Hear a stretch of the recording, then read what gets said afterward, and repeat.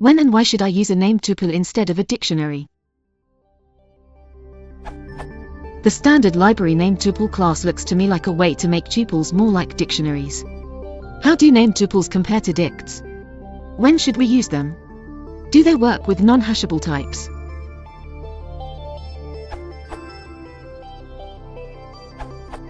Tuples are immutable, whether named or not.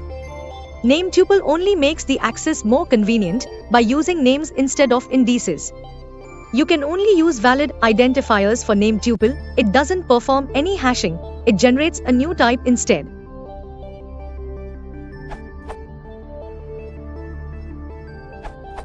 In dicts, only the keys have to be hashable, not the values.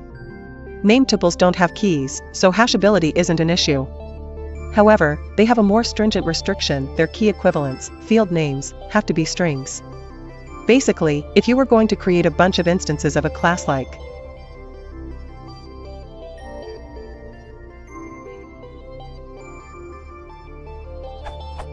and not change the attributes after you set them in __ init ___, you could instead use as a replacement.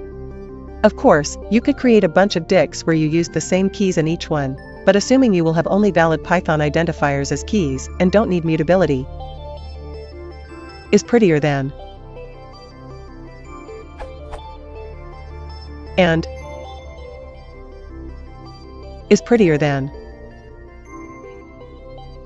Finally, named tuples are ordered, unlike regular dicts, so you get the items in the order you defined the fields, unlike a dict.